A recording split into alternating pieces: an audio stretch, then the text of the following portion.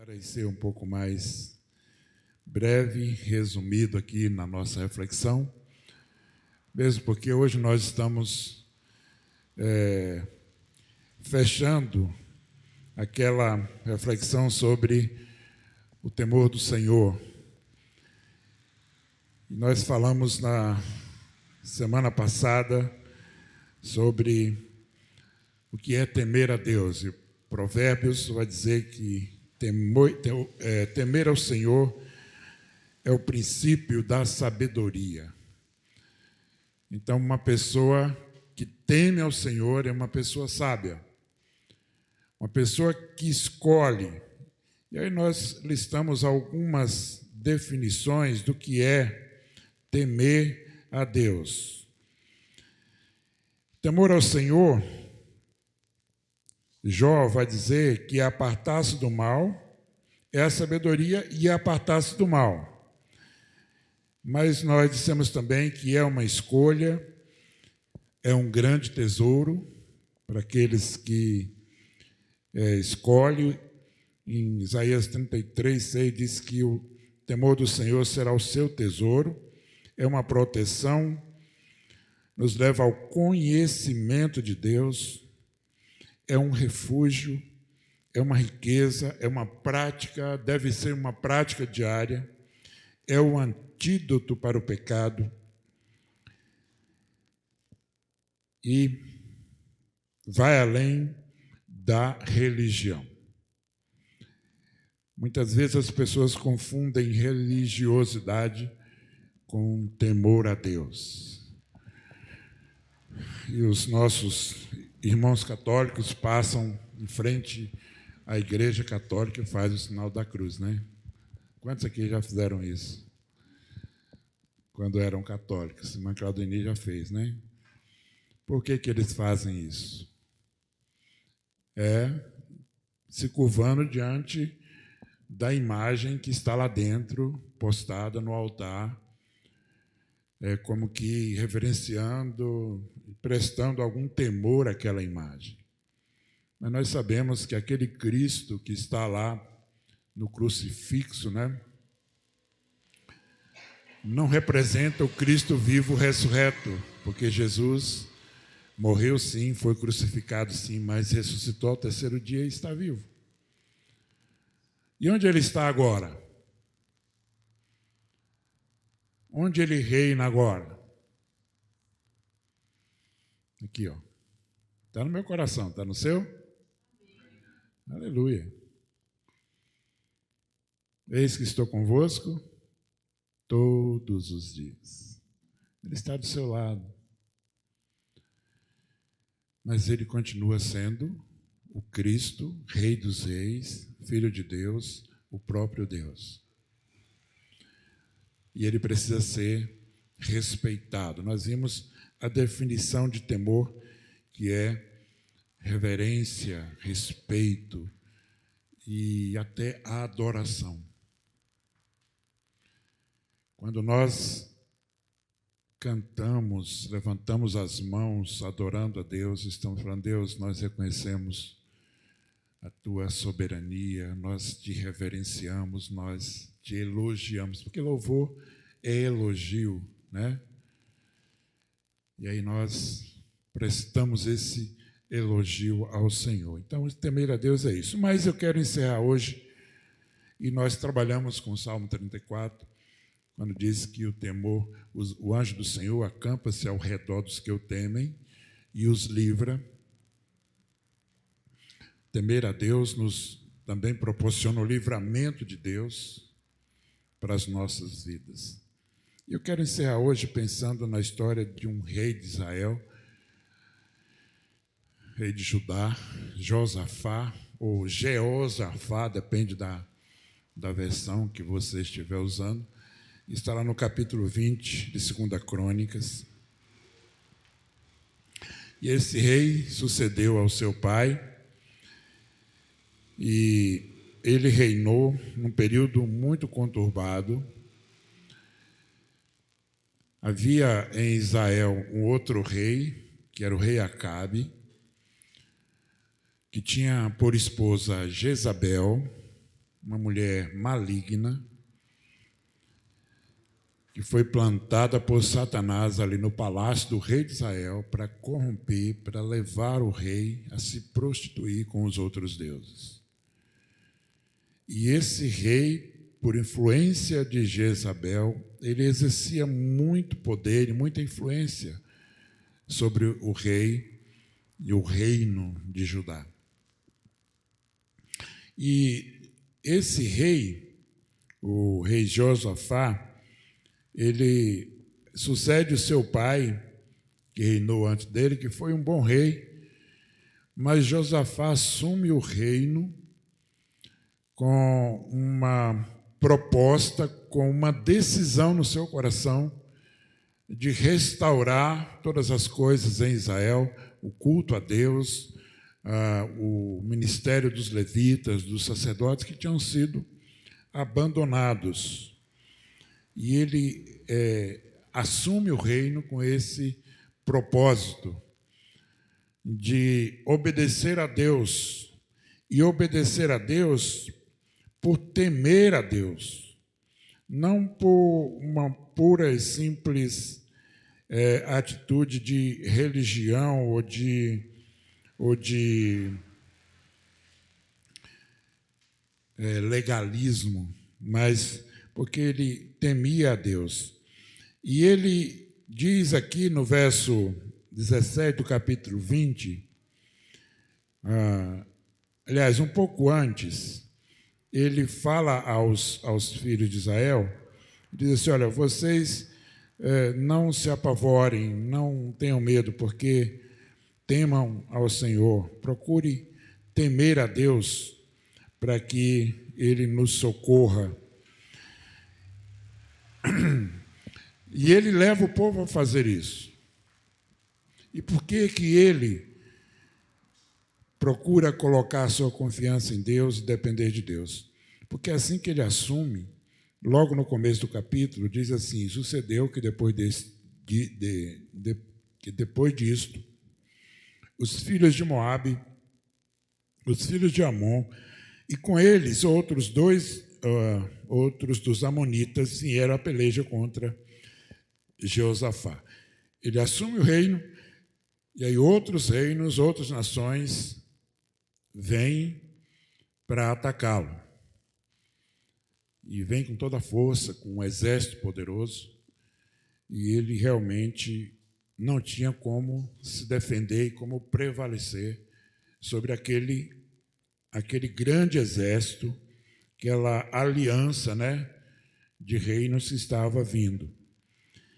E aí, no verso 2, diz que algumas pessoas vieram e avisaram a ele, dizendo: vem contra ti uma grande multidão da além do mar e da Síria, e eis que já estão muito perto.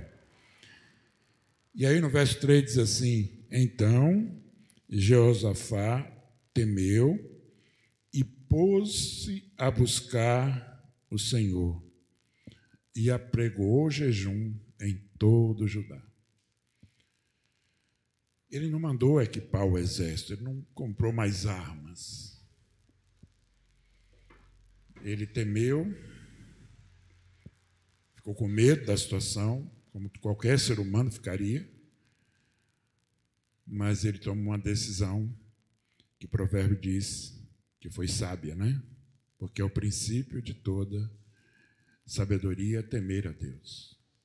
E aí, ele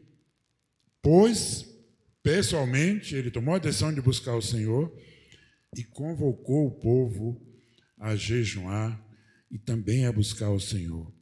E o povo atendeu, e o povo veio, e o povo entendeu que era necessário isso. O verso 4, Judá se ajuntou para pedir socorro ao Senhor. Também de todas as cidades de Judá vieram para buscar ao Senhor. E pôs Josafá em pé na congregação de Judá e de Jerusalém, na casa do Senhor, diante do pátio novo.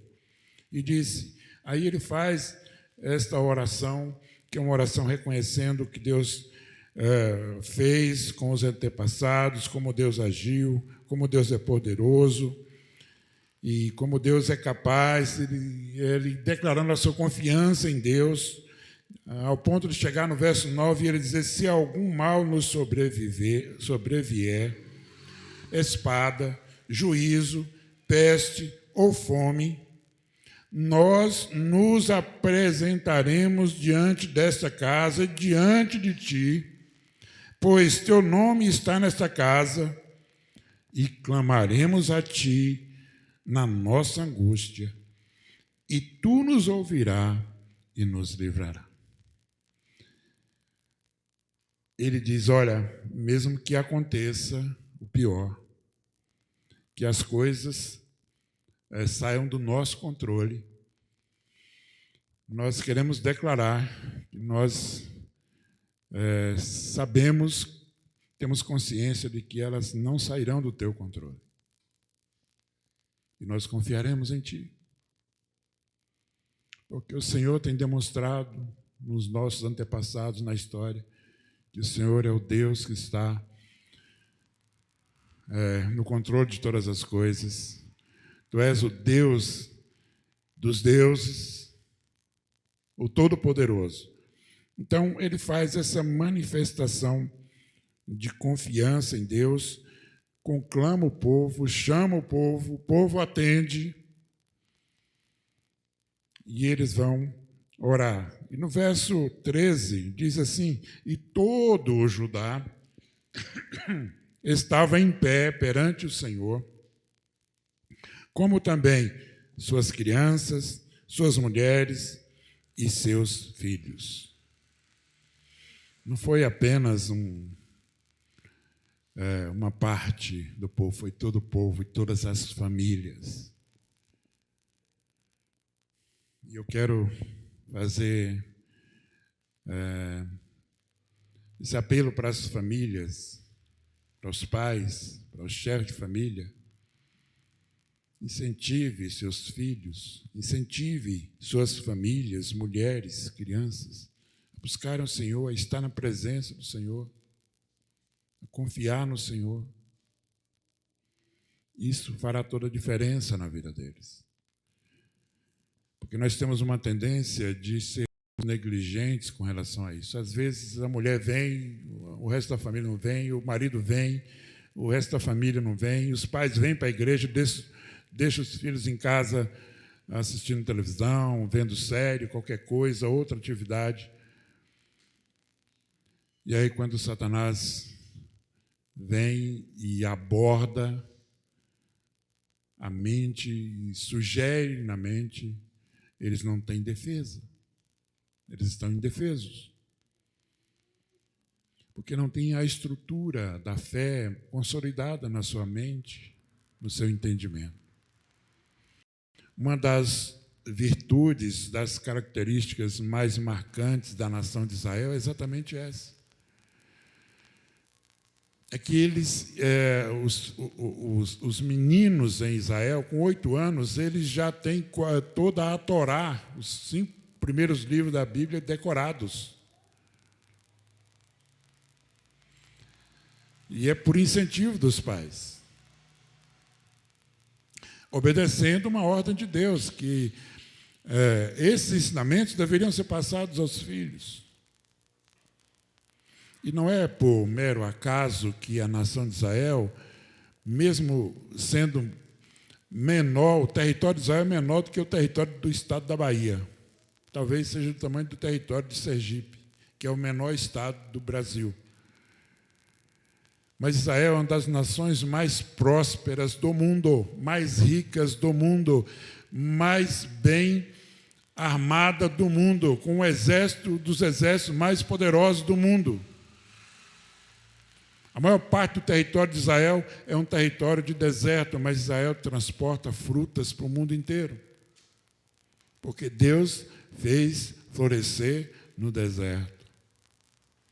E não é por acaso isso.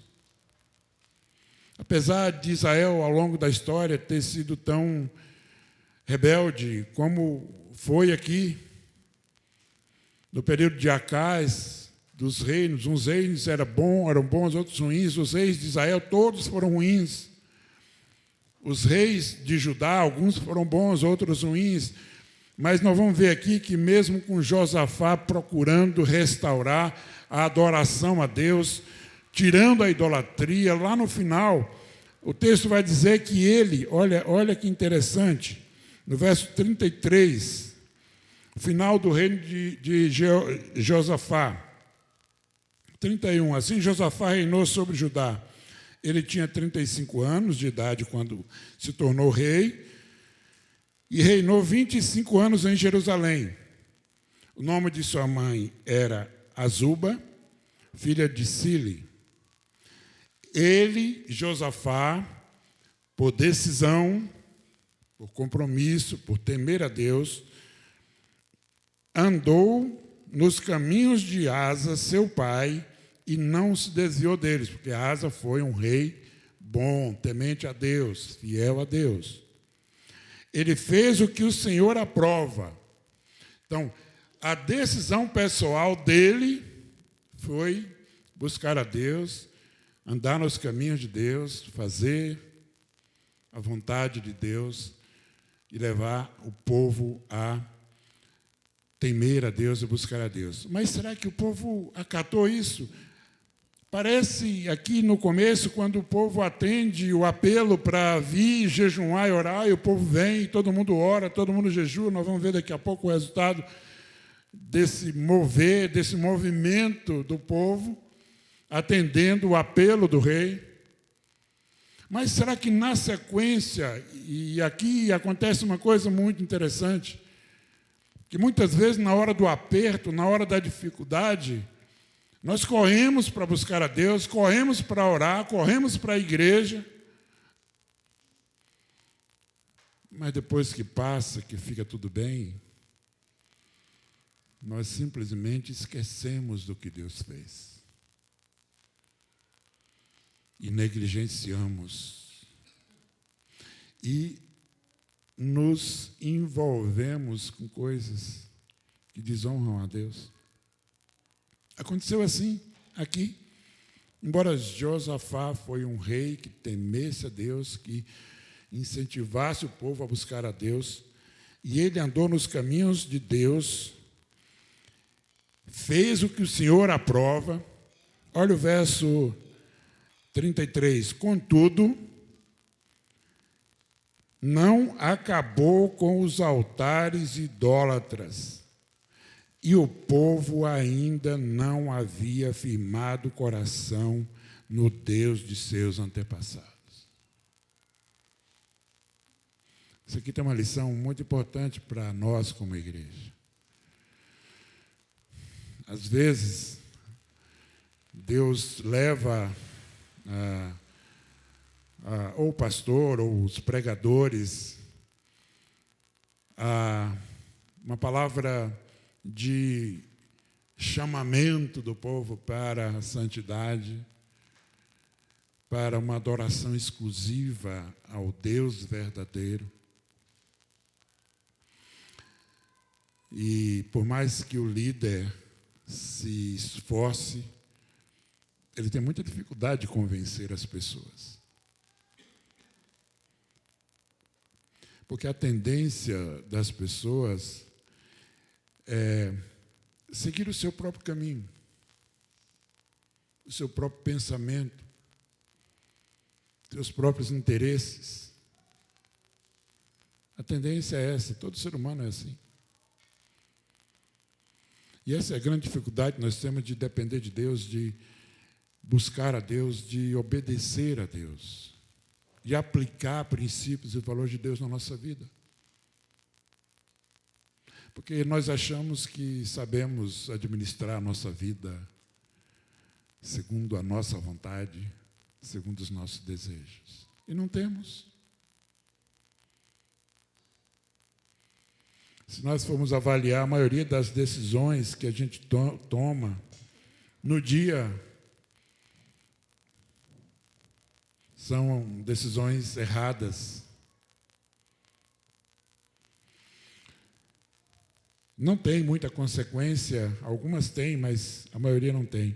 Então, por mais que ele se esforçasse, o povo não abandonou a idolatria e o povo continuou praticando os mesmos erros dos seus antepassados. Pois bem, voltando no resultado dessa decisão do rei que acabou de assumir, do chamamento do povo para buscar a Deus através do jejum, da oração. E aí ele faz essa oração evidenciando a sua confiança em Deus, a partir do verso 6 até o verso 12. E no verso 13 diz assim: todos os homens de Judá, com suas mulheres e seus filhos, até os de colo, estavam ali em pé diante do Senhor. E aí, diante desta cena, de uma manifestação do líder e de uma resposta, nesse momento, positiva do povo, em resgatar essa relação com Deus, essa busca de Deus, essa dependência de Deus. E todas as vezes que nós agimos assim, Deus não nos deixa no vácuo, Ele responde, Ele age de alguma forma. Como agiu aqui. O que Deus fez? Lembrem-se do contexto que Josafá estava sob ameaça de invasão, com um exército poderoso, e ele estava com medo. E ele sabia que ele não podia resolver aquela situação, ele não tinha capacidade militar para enfrentar aquele exército que estava vindo contra ele.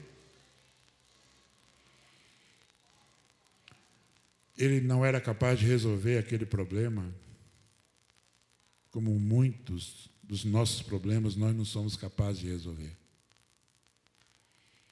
Por isso que ele resolveu clamar a Deus, buscar a Deus.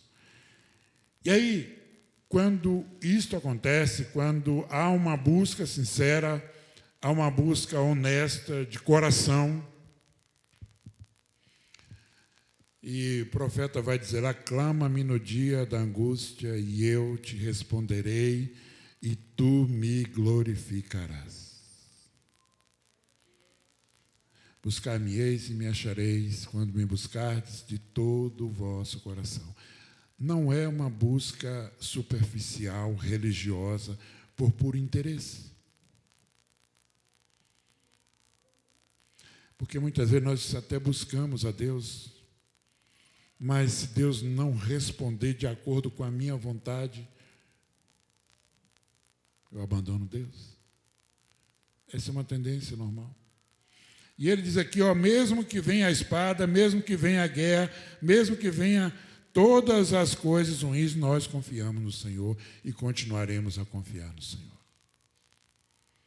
Então, é uma questão de motivação. Não é uma questão de religião, é uma questão de motivação interior, de decisão do coração.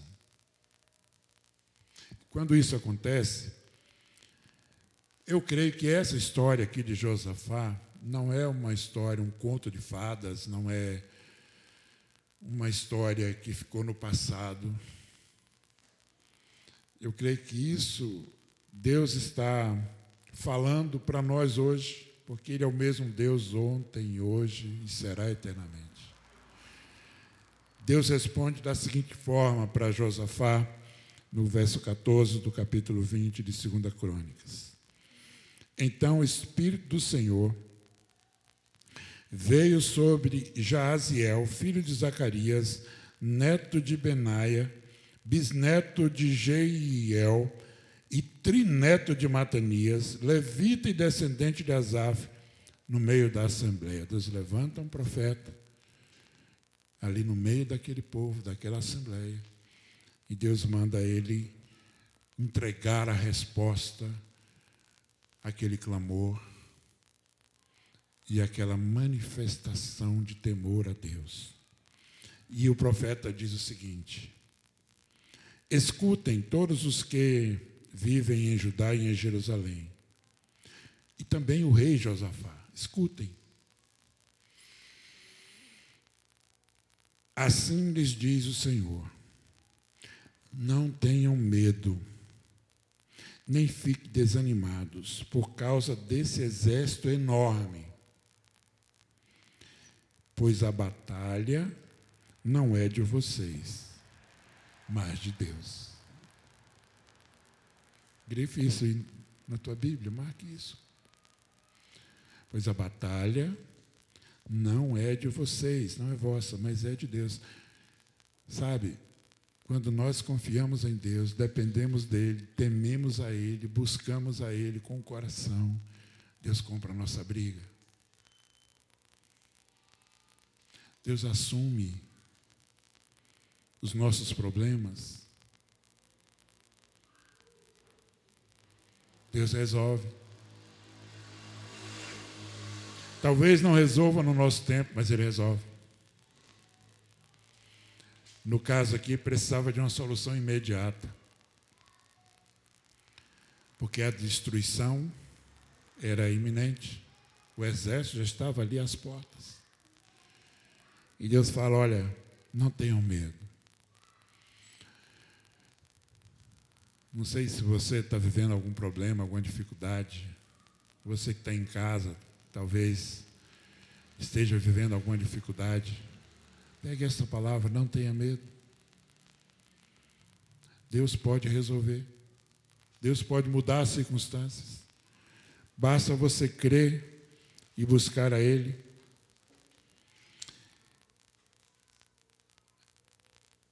Batalha não é de vocês, mas de Deus. Amanhã, desçam contra eles. Amanhã, desçam contra eles. Olha, muito embora Deus vá lutar contra vocês, em frente. Muito embora o problema seja grande e você não se sinta capaz de resolver, em frente. Não se entregue. Não recue. Não fique amedrontado. Vai lá, enfrente o problema, desçam contra eles. Eis que virão pela subida de Ziz, e vocês os encontrarão no fim do vale, em frente do deserto de Jeruel. Deus caracteriza, identifica, dimensiona o problema para eles. Olha, eles estão em tal lugar e eles estão prontos, mas não se intimidem. Desçam contra eles, porque a batalha não é de vocês. A batalha é de Deus. E olha o verso 17. Vocês não precisarão lutar nessa batalha. Por quê? Vocês não precisarão lutar? Porque a batalha é de Deus. Tem problemas, tem lutas, tem demandas, que às vezes a gente perde tanto tempo batendo boca com quem não merece.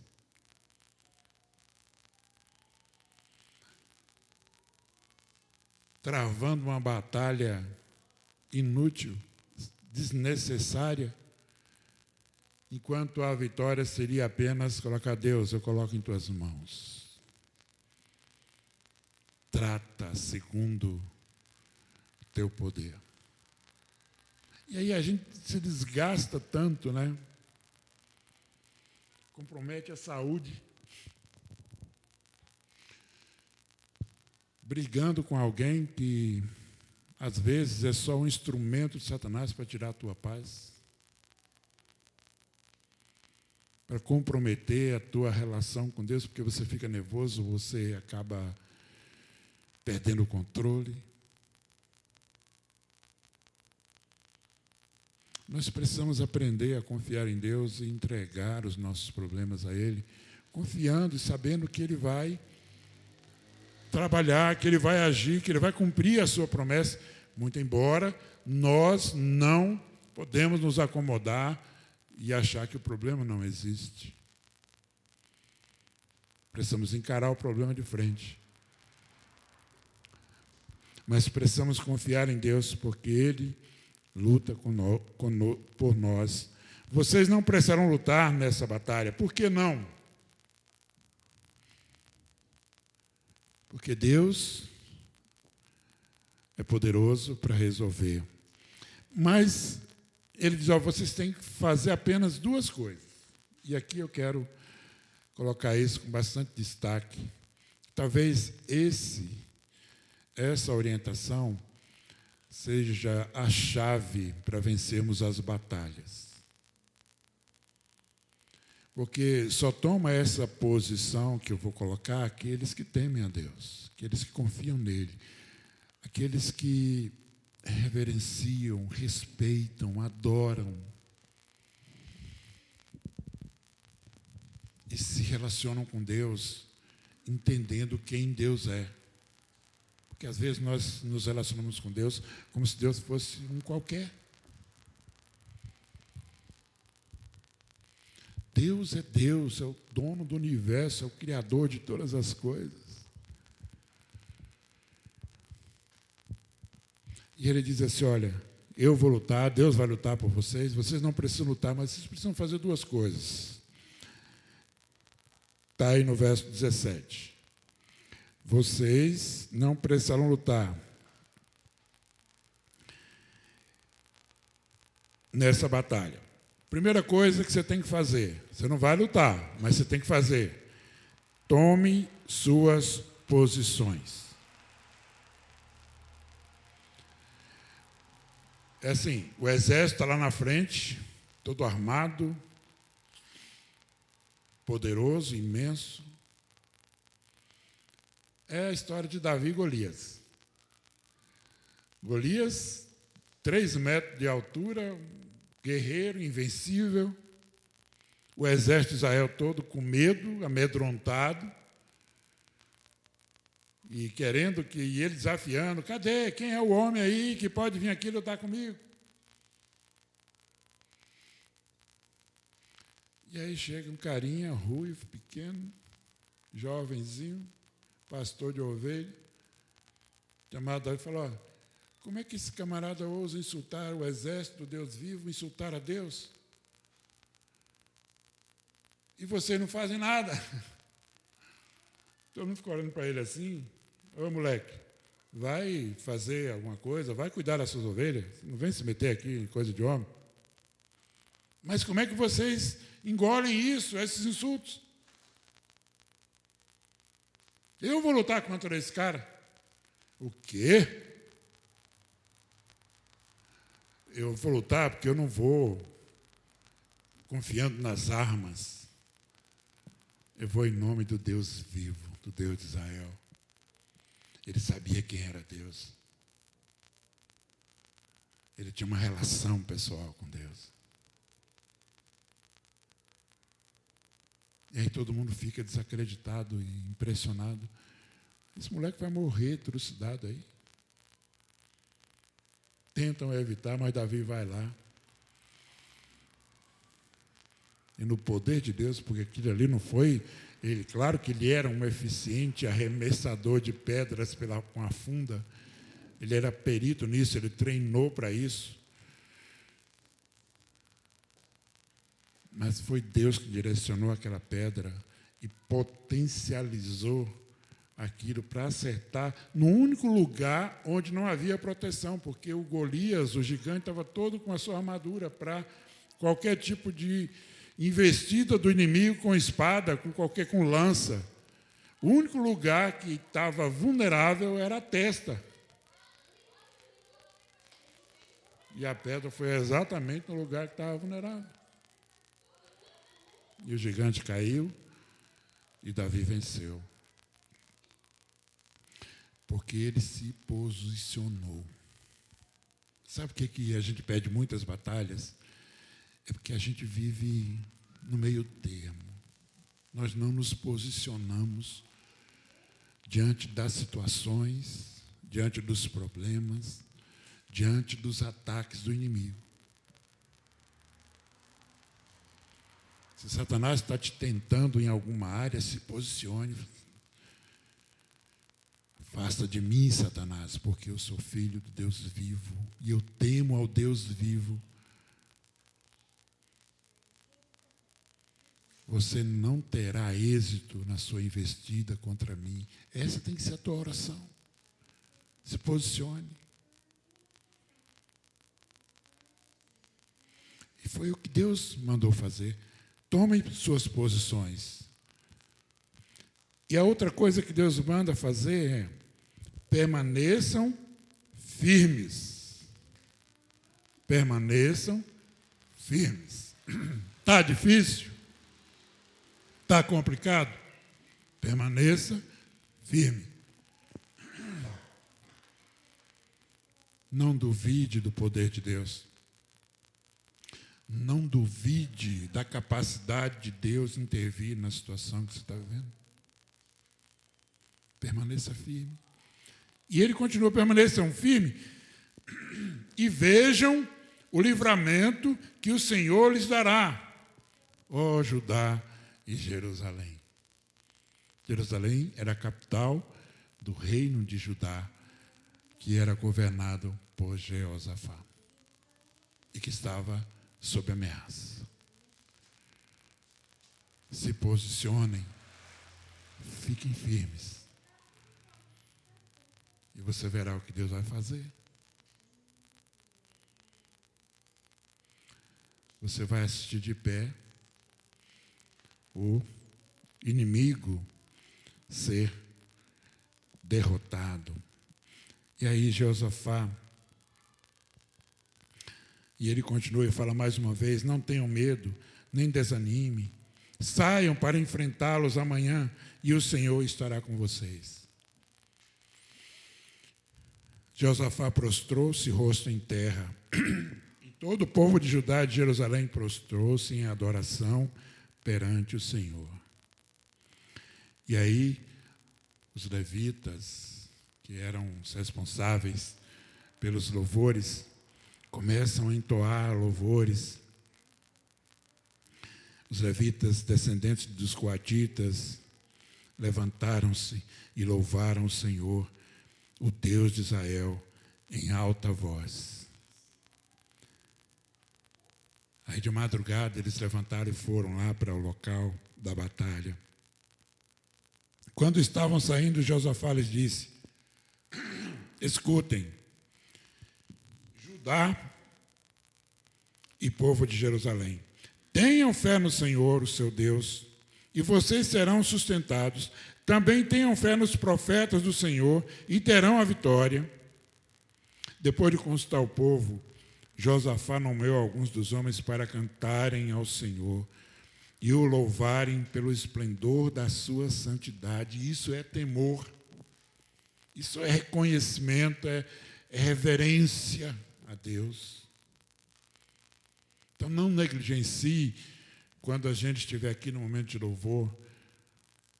Louve, adore ao Senhor. Se você não souber as músicas, vai louvando com orações. Adore com o coração, com a mente. Mas não fique alheio, não fique indiferente. Essa é uma parte importantíssima do culto. O momento de louvor é uma preparação para ouvir a palavra, para que o nosso coração se abra e a palavra encontre lugar. E aí eles louvaram. E é interessante essa tradução, que eles louvaram pelo esplendor da sua santidade. E eles iam à frente do exército, cantando e adorando a Deus. E eles diziam: deem graças ao Senhor, porque o seu amor dura para sempre. Quando começaram a cantar e a entoar louvores, o Senhor preparou emboscadas contra os homens de Amon, de Moabe, dos montes de Seir, que estavam invadindo a Judá, e eles foram derrotados.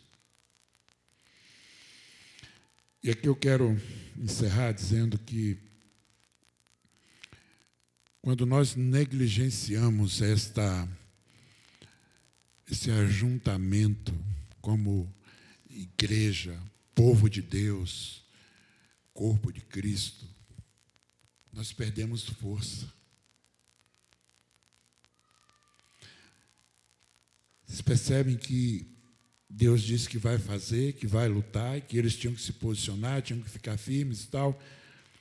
E aí Josafá se ajoelha, prostra, ora, convoca o pessoal do louvor, o pessoal começa a cantar, todo mundo começa a cantar e começa a marchar em direção ao inimigo.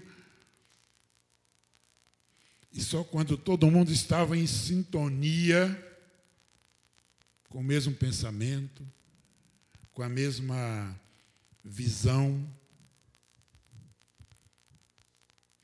na mesma direção, totalmente unidos, aí Deus age. Deus prepara emboscadas e eles são derrotados.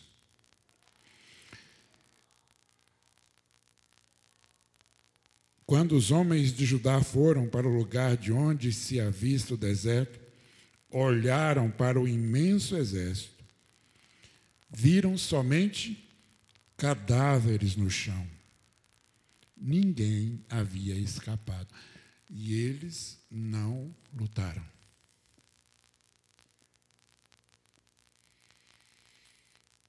Eles não tiveram que se desgastar.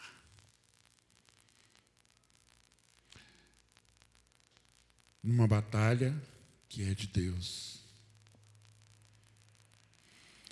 E aí nós voltamos lá para o Salmo 34, no verso 7, que nós falamos na semana passada. O anjo do Senhor acampa-se ao redor dos que o temem e os livra.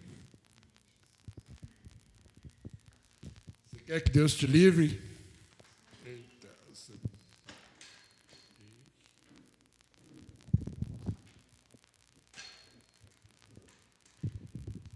Escolha temer a Deus. Quando eles olham para o deserto, só havia cadáveres. Então Josafá e os seus soldados foram saquear todas as riquezas, todas as coisas, os equipamentos, roupas, objetos de valor. Passaram 3 dias saqueando, mas havia mais do que eram capazes de levar. No 4º dia, eles se reuniram no vale de Beraca, onde louvaram o Senhor. Por isso, até hoje, esse lugar é chamado Vale de Beraca. Depois, sob a liderança de Josafá, todos os homens de Judá e de Jerusalém voltaram, alguns para Jerusalém, pois o Senhor os enchera de alegria, dando-lhes vitória sobre seus inimigos. O segredo para vencermos as batalhas é temer a Deus. Não tem outro jeito. Nós estamos vivendo no Brasil, e essa situação do Brasil não é uma situação política, ideológica. É um problema espiritual. É uma guerra espiritual. Quando a gente vê Congresso aprovando leis, o Suprema Corte aprovando aborto, liberação de aborto, liberação de tantas coisas que sabemos que são prejudiciais. E a gente fica sem entender por que ele está fazendo isso, uma pessoa tão esclarecida. Porque ele não está agindo por si mesmo. Há uma força espiritual do mal agindo na vida deles. Porque a intenção de Satanás sempre foi e sempre será neutralizar qualquer tipo de relacionamento com Deus, do ser humano com Deus. Quanto mais distante de Deus ele puder manter as pessoas, mais satisfeito ele vai ter. Ele vai estar. E eu estou dizendo, distante de Deus, não distante da igreja.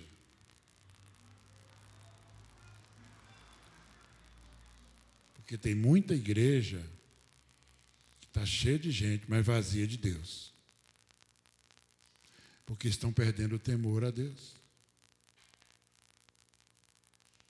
Tem muita gente que está cheia de religião, de religiosidade, mas está vazia de Deus. Porque não busca Deus, não ora, não clama, não se aproxima, negligencia.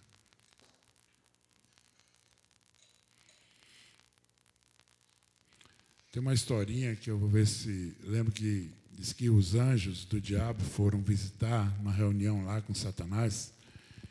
E aí estavam lá todos os representantes do mal.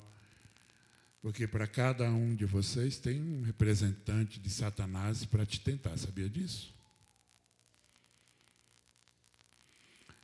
Por que o Salmo diz que o anjo do Senhor acampa-se ao redor dos que temem a Deus livre? Porque também ao redor estão os demônios, tentando te destruir. Por isso que o anjo de Deus está em sua volta, meio que criando um campo de proteção.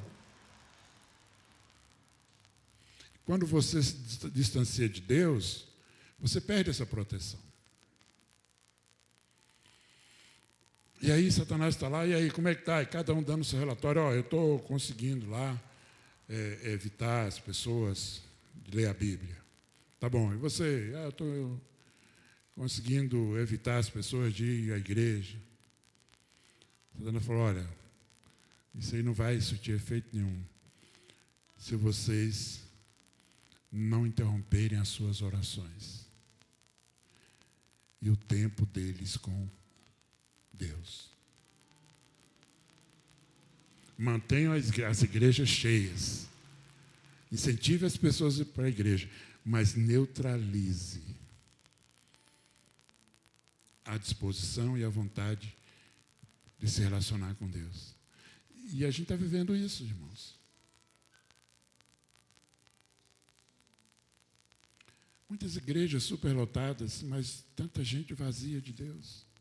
Você vai pedir para uma pessoa, olha, fala aí 2 versículos bíblicos de cor, não sabe. Tem muitos crentes que você chega, irmão, ora aí, por favor, faz uma oração. Não ora, não sabe orar. Você chega num culto de oração e agora vamos ouvir 3 orações.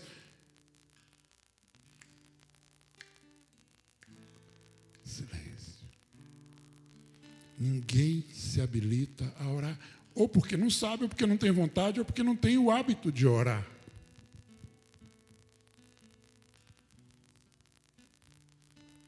E é nessa questão que Satanás tem tido muita vantagem, muita vitória sobre a vida de muitos crentes, que facilmente se envolvem com o pecado, como a nação de Israel.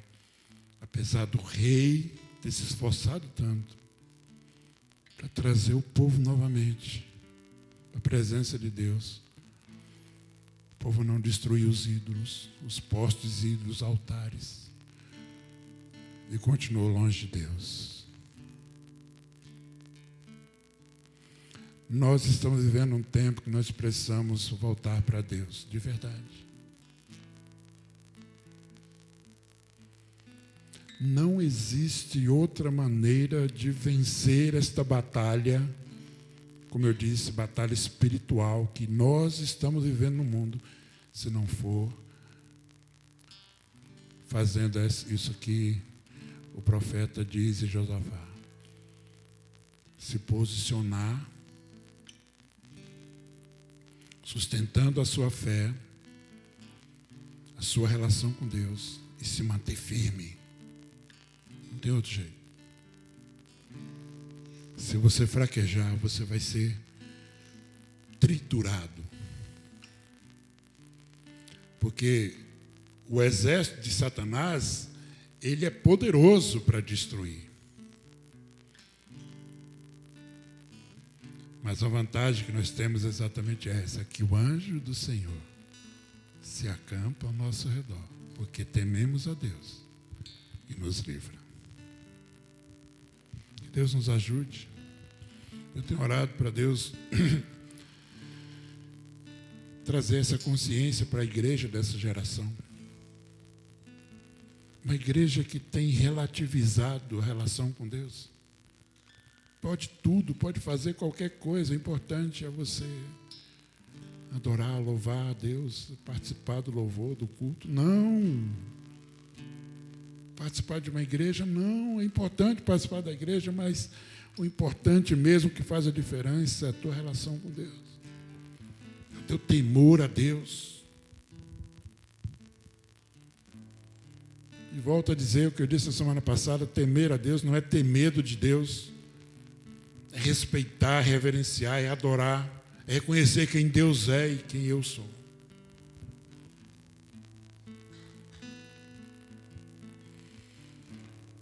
Vamos orar? Senhor Deus, em nome de Jesus, nos colocamos diante do Senhor nesta hora e pedimos que o Senhor nos dê entendimento e discernimento como igreja, como pessoas que têm buscado ao Senhor e têm procurado entender e discernir as circunstâncias da nossa vida. Que o Teu Espírito Santo, Pai, esteja trazendo entendimento, trazendo a capacidade de entender Teu plano, Teu propósito,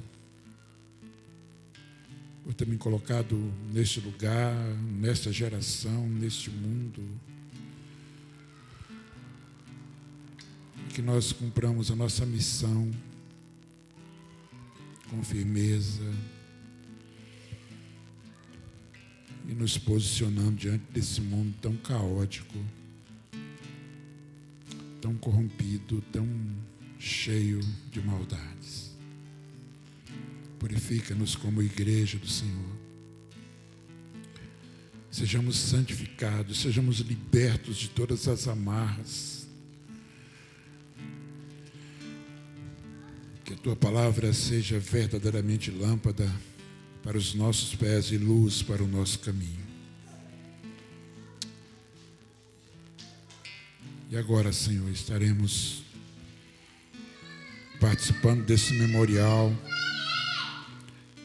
a ceia do Senhor, que representa o sacrifício de Jesus por nós, anulando toda maldição, anulando toda influência, todo efeito do pecado nas nossas vidas. E Ele tomou sobre si as nossas dores, enfermidades. E Ele pagou o preço para que fôssemos livres. E aqui estamos diante dessa mesa, desses elementos, os quais nós consagramos agora como representando o sangue de Cristo e representando o seu corpo que foi moído por nós e o seu sangue que foi vertido por nós. E que nós sejamos fortalecidos nesta hora, nutridos com a essência da vida do Senhor Jesus. Se há alguém que ainda não está apto para esse momento, para ceiar, para que o Senhor também esteja proporcionando as condições para isso. Portanto, pedimos que o Senhor nos perdoe, nos purifique, nos habilite, ó Deus, para participarmos desse momento tão especial e tão significativo na nossa vida. Em nome de Jesus.